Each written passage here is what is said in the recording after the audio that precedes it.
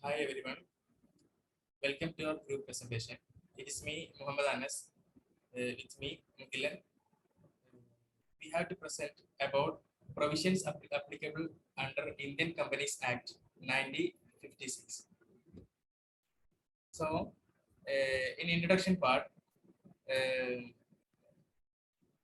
the Indian Company Act 1956, it is introducing about the formation of company and the wind upping of the company and the financing functioning of a company.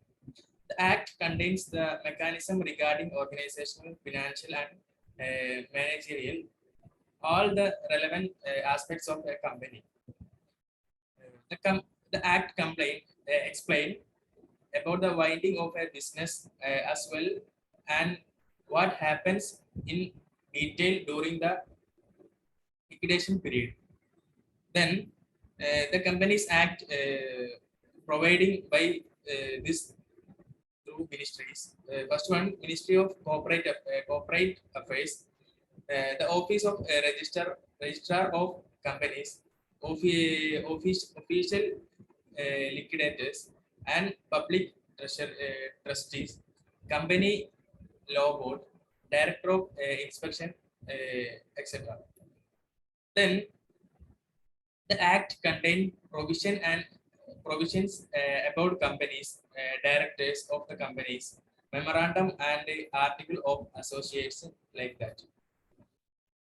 This Act states and discusses every single provision requires or may need to govern a company.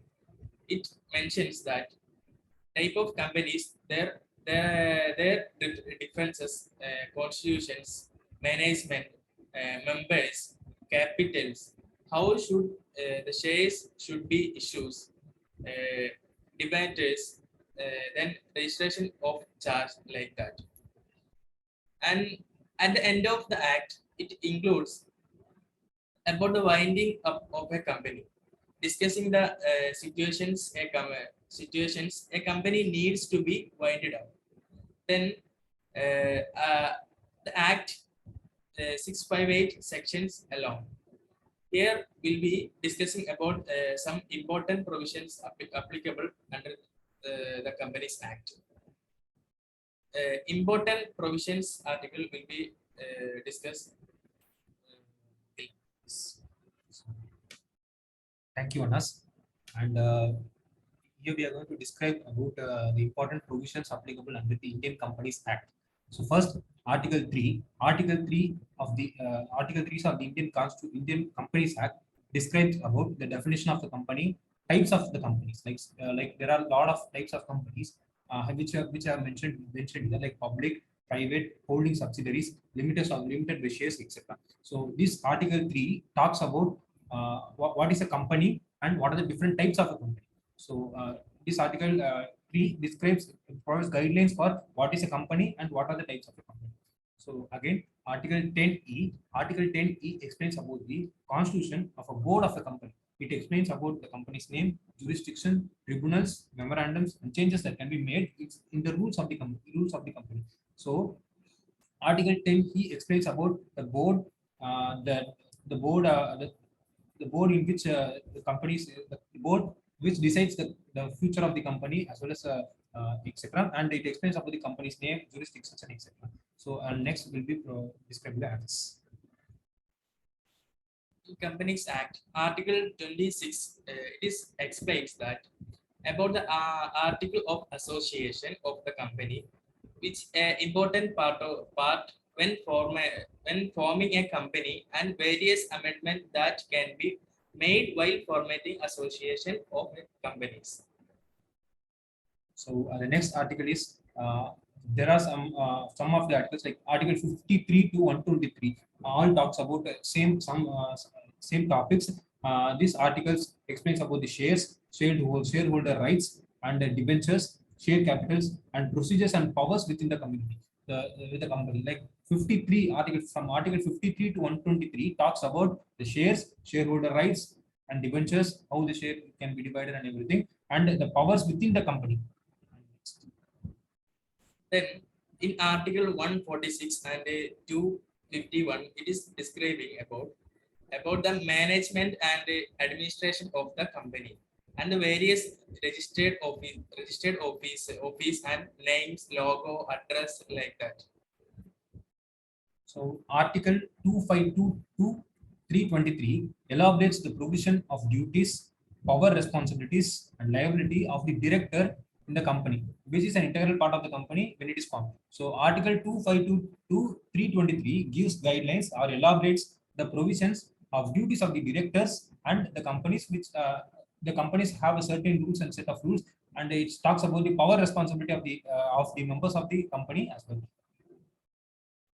Then in next article 391 and 391 to 409, this article explains about the attribution, the prevention and obsession of the company. Article 425 to 560, it explains about the procedures of winding up of a company.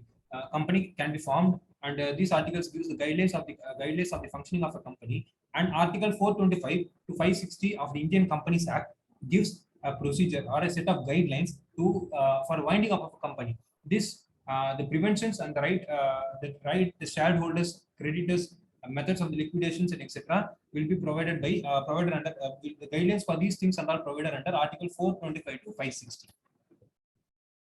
Then this is the last article 591. It is describing about the how to how we start a company outside the India. That's about that introducing about the by the article. It is actually it is explains about the setting up companies outside India and their fees, registration procedures. That's all describing through this article. So let me give a brief overview of this article. Indian Companies Act. The Indian Companies Act explains about the whole procedure of how a company is formed, its fees procedures, name, constitution, members, and motive behind the company, share capitals, general board meetings, management, administration, and even it talks about the power responsibilities of directors and every persons in the company, as well as this Indian Companies Act 1956 also talks about this, also provides a certain set of guidelines for winding up of a companies as well. So this Companies Act is specifically for the companies which describes their formation, functioning, and winding up of a company. And the Indian Companies Act 1956 has been amended from time to time because of the change in environment and the change in this various company systems. So this act has been amended. So in 2013, the government of India amended the Indian Companies Act and added a new act called Indian Companies Act 2013. So at first it is like 1956 and 2013 it is amended, and the Indian Companies Act 2013. So I would like to thank you all for listening to this presentation, and thank you. Thank you, everyone.